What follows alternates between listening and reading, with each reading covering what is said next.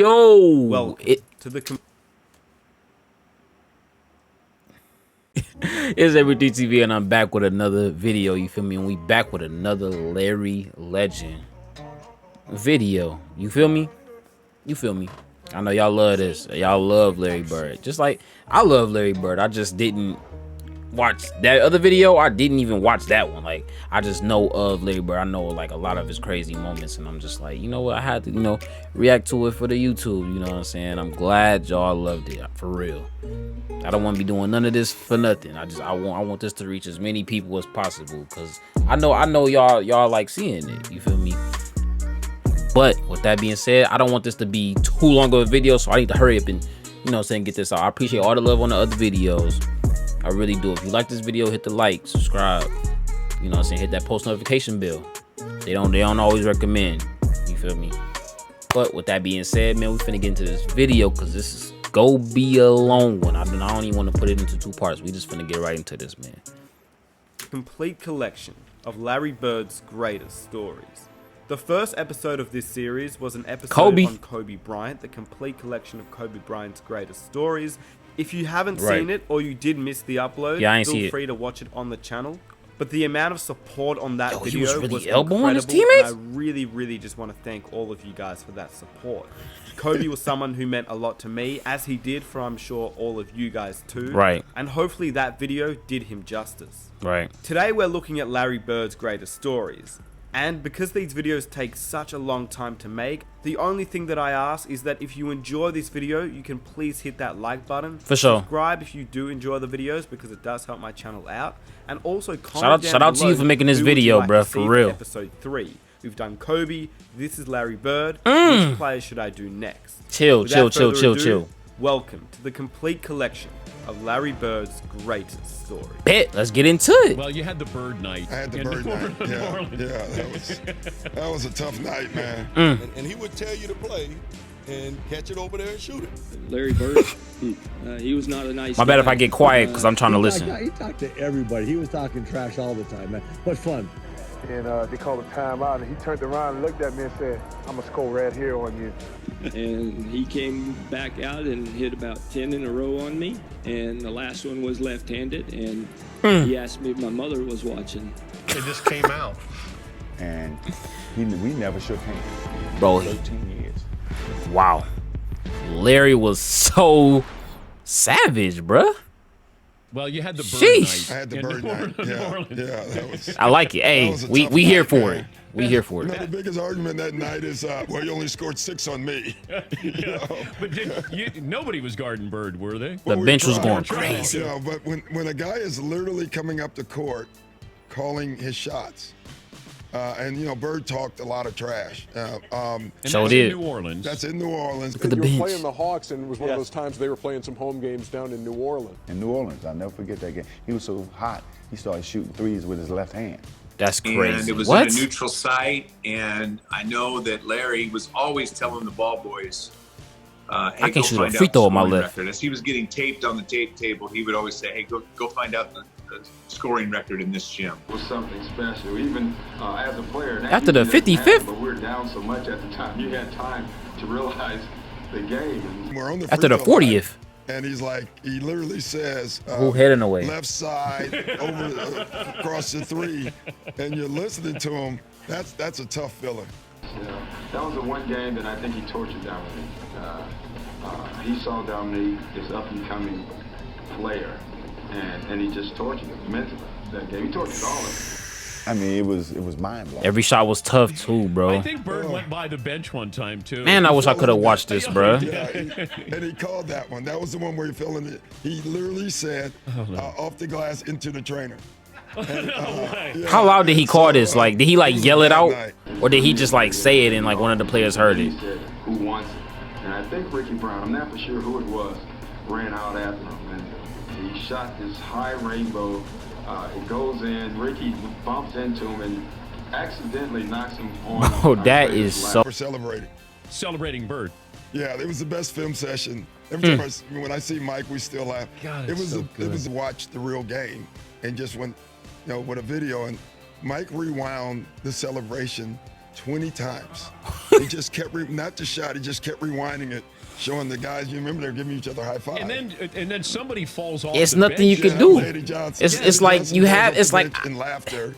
I mean, everybody was entertained by this. I probably wouldn't fall off the bench, but I'd probably just be like, they got fined for that, I heard. Yeah. Watch this. Watch the reactions on the Atlanta bench. You see Scotty Hastings put them, yeah. When you get now watch Cliff Livingston over here. I think this is Cliff. bro, you gotta think, bro. They see in this court side, like.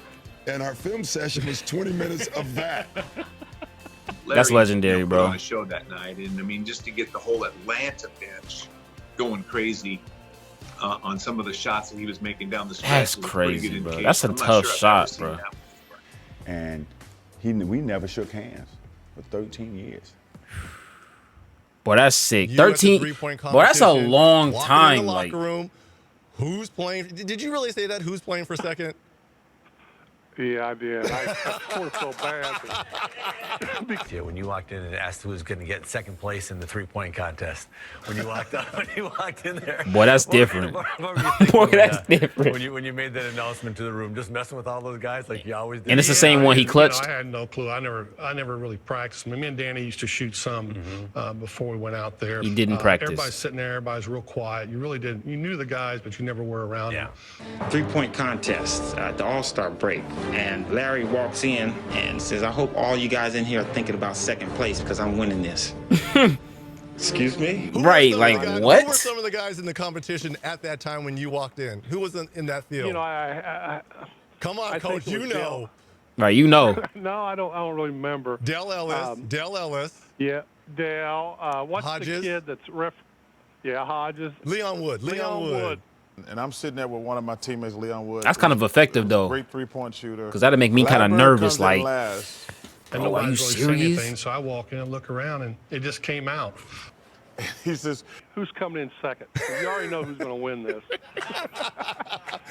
It was so quiet.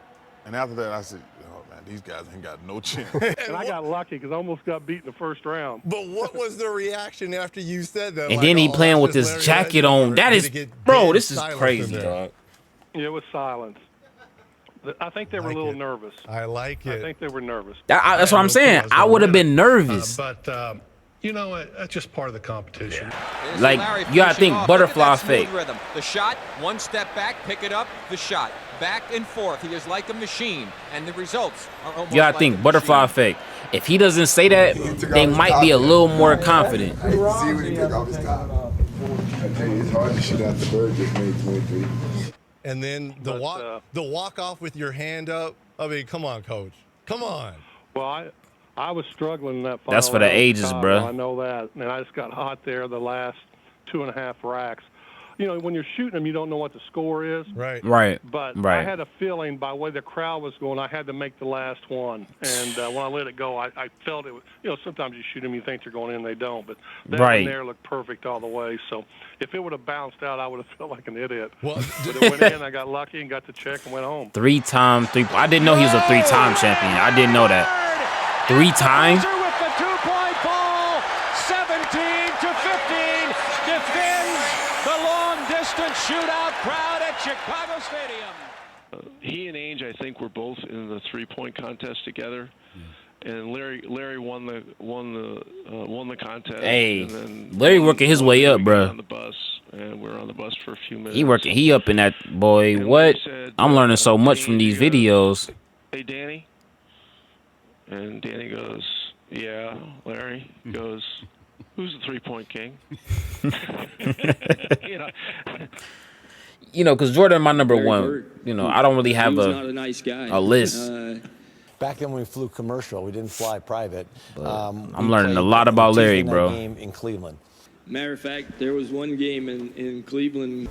In Cleveland, and he told me where he was going and where he was going to shoot. Nah.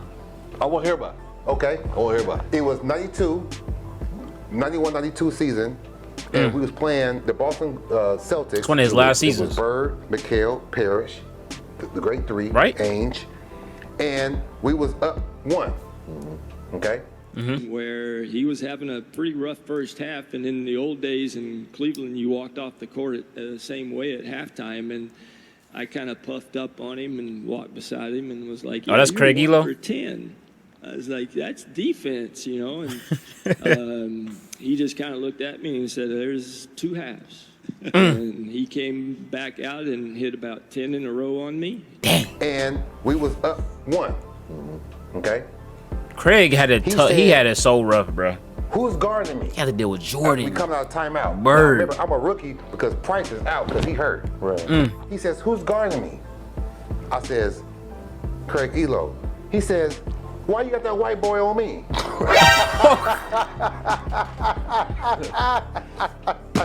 Don't put no white boy on me. What? He said that was the most. Now remember, Larry Bird is white. Right. What? And the last one was left-handed, and he asked me if my mother was watching. I think the story that sums up Larry the best was we had a game on Wednesday night in New Jersey. Snowstorm hits Cleveland. We're at the airport at 7 in the morning. Flight's canceled at 7. It's canceled at 8. It's canceled at 9. It's canceled at 10. Canceled at 11, 12. We finally leave about 1:30 or 2 in the afternoon. We fly I'm still stuck on that, now bro. the storm has kind of moved into Jersey. Right. The bus driver says, "Well, I can't get to the I can't get to the hotel into the arena. I can only go to one place." Well, we had a game that night. We go to the arena. Right. So we get to the arena, and I mean, we're dragging. And we're sitting around the locker room, and, and everybody's kind of, we're tired. And, and all of a sudden, the coach gives a little bit of a speech of, "Come on, man, guys, we're playing basketball. Let's get ready to go." And Larry stands up, and Larry says, a couple other few choice words, and he says, "I don't know about you guys, but I'm going to take it out on their rear ends." So I was like, "Oh, all right, so let's go." So we go on the floor. Elbert King sitting there. Larry walks up to Elbert King and goes, "Don't take this butt whooping personally. I've been eating hot dogs all day." And then Elbert King looks at him like, "You've been eating hot dogs all day? What's that got to do with me?" And we went out and just hammered him. I mean, we terrorized them. And that was Larry. There was no excuses. I mean, he just played. And I tell you, that was just his competitive nature. But a day when you fly all day and eat hot dogs in the airport, best thing was Elbert's look on his face like, "What hot dogs got to do with me?" Bro, Larry, man, I wish I was, I still man. love the Xavier McDaniel. Wish I could just put myself in somebody else's mind. One of y'all mind that was actually watching this back in the day, bro. Man, I wish I could just go back and just watch it, just to see like how it was. That guy lies. We had a lot of greats, of course, in our generation too. Larry's story. I haven't heard much of him. But man, any stories about him talking trash, and he's so quiet. Yes. Just every other time, and I never got to play on the court or see. But can you tell a story like? Oh, well, I'd say one of my there's a million of them, but one of my right, favorite ones is he probably got so many stories. And we're way ahead, okay? The Celtics were playing the Suns, and we're down in the old Saddle Dome that they had outside. Right. And Larry, we're playing good as a team. Larry has the worst fourth quarter known to man. I mean, he's throwing the ball to the other team. I'm like, good Lord, we had like a 15-point lead. Next thing you know, we're down 2. And I'm like, how in the world are we going to lose this? He almost made that. So we have a play, out of bounds play. I'm taking it out, and Larry says, "I'm going to bust off the play, and I'm just going to come out, and I'm going to shoot a 3." And I'm like... And Larry says, "I'm going to bust the play. I'm going to shoot a 3. Mm-hmm. And I'm like, "Bertie, it's just getting to overtime. I'm going to Robert. Robert, we need to get into overtime, man. Try to get this ship right because we're sinking, man." I tell you right now. Celtics are down by 2 points. So they was up, and then eventually it was down by just 2 points. Being guarded by a guy named Johnny High. Okay. And Johnny High is sort of backing away from Bird, and Bird said, "Hey, Johnny, you better come up and guard me a little closer. I'm just going to get the ball and shoot a 3, and game's over." And that's helping him. He walked by the bench and says, that's helping him. Typical Birdie, just real slow. So he tells the Phoenix bench, he tells the coaches, "Yeah, I'm just fixing to bust a 3 on you guys and just go home. I'm tired of this." Bro, that's fixing to bust a 3 on your guys and go home. And Johnny High sort of smiles and laughs about it. And so he breaks the play. And then the ball comes into Bird. Turns around and shoots a perfect 3. Shoots the ball. As the ball's in the air, he kind of turns towards the Phoenix bench and yells, "Told you so!" Takes off running to the locker room. Larry hits it. He looks at bro off one leg too. So he caught it. As he's walking off, he puts an arm on Johnny High's shoulder and he goes, and then he shoots it off one. "I told you to come out and guard me." That was Birdie. And he had the confidence, man. That dude had so much confidence. He talked to the coaches. He talked to That's what I'm saying. Like, it's so, like, I gotta, bro. I'm glad I watched this video, great bro. competitor, man. And I'm glad I watched this video, bro. I just started laughing. I was like, "Oh man." That's a good little, like, off ball. He did a little, like, a little jab step off ball. That kind of gave him a little bit of separation. Plus, the pass helped it a little One bit. of those ones where you just kind of. But just off the one leg is just to just add that extra spice. That. But that's the one when you're back in and Larry went in and said, "Well, I won the game in the first 3 quarters, and I lost it in the third quarter, or the fourth quarter, excuse me. Then I won it at the end." He goes, "My record tonight is 2-1." We all That's just different. kinda laughed. Bird used to tell people, I remember he told me a story about Xavier McDaniel. Mhm. He said, X-Man, yeah. X, I'm going to get the ball right here. I'm going to shoot a jumper right in your face. It was a tie game. They had the ball, and DJ was stalling the basketball. And Larry was kind of standing outside behind him, like denying him the ball. And they called a timeout, and he turned around and looked at me and said, "I'm going to score right here on you." And I said, "I know you will. I'll be ready." Tie game, 13 seconds to play. Celtics basketball. Bro. During the timeout, I'm going through a play, and about that time, Larry steps in and says, "Coach, why don't you just give me the ball and tell everybody to get out of the way?" He really just be telling people, like, just give me the ball. He wants the ball. After the timeout, we walked back on the court, and then Xavier was guarding him. So he tells In Xavier, terms of, like, killer instinct, And Larry said, "I'm gonna get it right here. He top 3. And I'm gonna shoot it in your face." He top 3, bro. He was like, "Damn, I didn't mean to leave nothing on the clock." And shot a shot right in my face.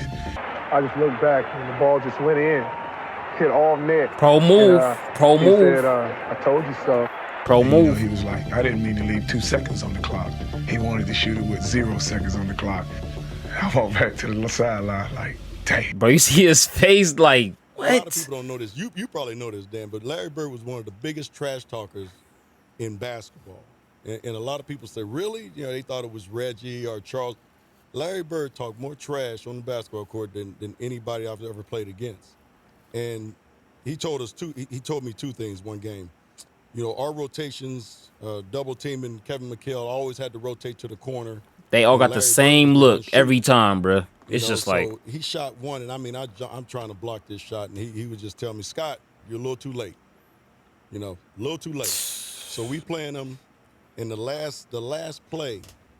I mean, he was 6'9". James Worthy, he said, he getting that shot up easy. I'm gonna go right over that corner. He said, "They're gonna set a screen for me. We're taking the ball out." He said, "I'm gonna curl right over," and he's telling us to play. They yanking all on his jersey, bro. Take it out. He said, "I'm gonna go right over to that corner and I'm gonna catch it, and I'm gonna shoot it, and I'm gonna tie the game or win the game, whatever the case may be." They take the ball out, and I think it was either Danny or DJ, the late great DJ. Bro, he's so goated, bro. Ball out, the man curled right to the corner, caught the shot, shot a 3, game over. It's like, are you effing kidding me? And they was yanking him the whole time. Larry Bird story. That's crazy, bro. Go to shake his hand. I'm a rookie. I'm playing against the Boston Celtics in the Boston Garden. Go shake. And Larry put both hands behind his back. He wouldn't shake my hand. Oh, wow. Okay, he's just getting into the game. Oh, so Larry initiated that. In the league, Holmes, and he shoots a 3. Now, I wasn't mad that he made the 3, but I said, "There's something. This called me Holmes," and he came down and did it again. So I'm pissed, you know. Right. So the next time down, see me on the breaking that pitch, and I jump up and I throw it down on him. Right? I mean, he fouls me, and he said, "Hey, Rook, I like you. I remember that. Said, I like you. You got heart, but I'm still getting 30 on you tonight." So, but I'm still getting 30 That was on a your crazy ass. dunk. Yeah, that was crazy because Bird just sat there like. I mean, that's who he was. That was crazy. I remember that. Didn't Bird shoot left-handed for an entire game against Portland? Larry told that all is of us that in the media. He said, "Tomorrow night's the last game of the trip." That alone is a top 5. I remember because I was there. That's a top 5 player feat right there. You know, McHale was still coming off the bench. Let me see this. And what? So he scored the first 8 points of the game left-handed, and Jerome Kersey was guarding him at the time, and I remember this because we had a great trash-talking team. I mean, we had ML Carr, we had McHale, we had Bird, we had Ainge was a yacker. I mean, we just we I'm not shooting guys anything on my great left. creativity with that. And, Anything. And I'll never forget it.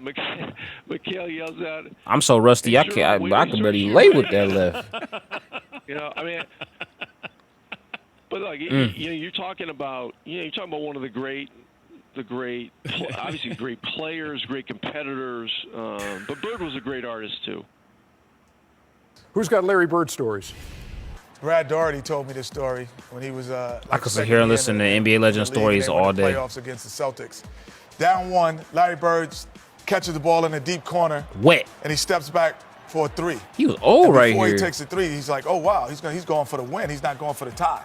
Larry Bird catches the ball in the corner. I take off running out at Larry Bird, and right when he's getting ready to shoot, I jump. And he head fakes him. And as I go by, him, he tells me, he says, "Fly, Bird." And as he head fakes him, now it's 3-2.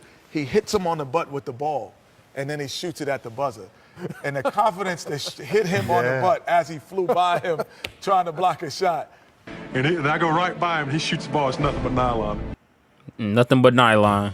I remember the time when Larry got on the roll, started shooting the ball. Man, I know it's probably so irritating, bro. Goodbye, she's gone. I guess the 2-pointer was too close. Did he make friends during the league? Like, just see how hot I am. I don't know. By Frank Layden, who's the funniest guy in the league, and Frank is coaching. And look at Larry the says to him, "Hey Frank, don't you have anybody on that bench that can guard me?" He goes, "So nobody out here can." Frank looked down at the bench and goes, "No."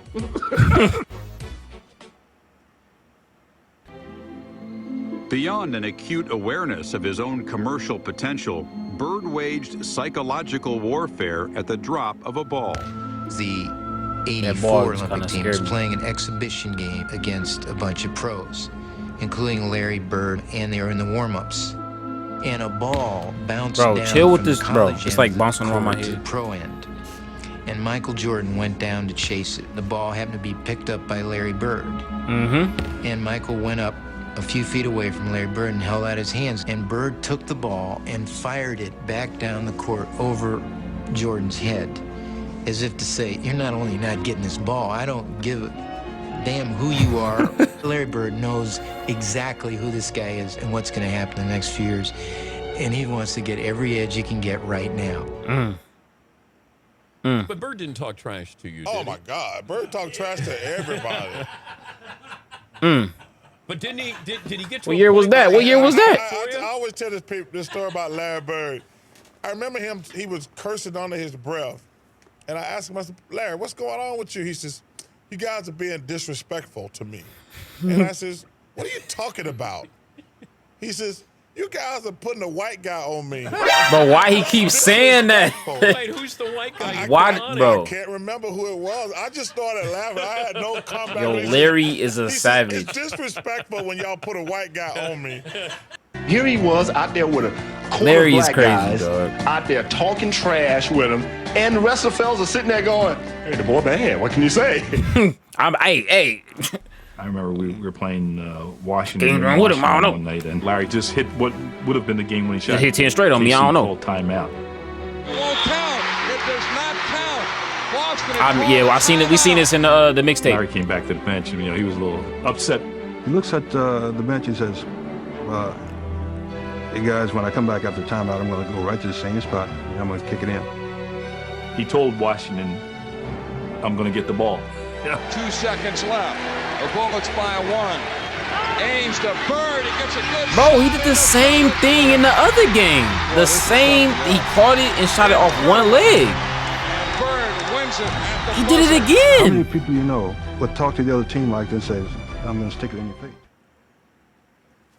In last year's playoffs, Person was out to make Bird eat his words while adding a few choice comments of his own. First time I touched the ball, my very first game, he said, "Shoot the ball, rookie. Shoot it, shoot it, shoot it." I said, "Okay, I'll shoot it." Whop, like that, and it went in. And I said, "Don't ever tell me to shoot the ball. I shoot it every time."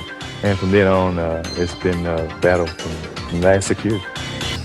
Chuck Person, he definitely had we this don't know who you reputation. During the playoffs, he just went AWOL. Chuck and Larry down low, greeting one another once again. Bird. Oh, he has caught fire. Ooh, it's fucking crazy. And look at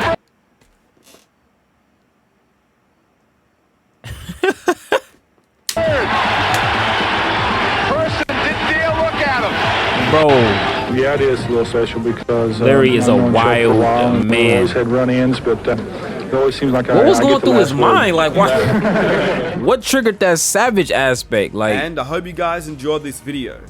If you did and you hey, shout out to Brody for this video, bro. That's tough. Like, I didn't know he did that little catch on the inbound one-legger. He did that more than once, and then he's calling every single one of these shots, bro.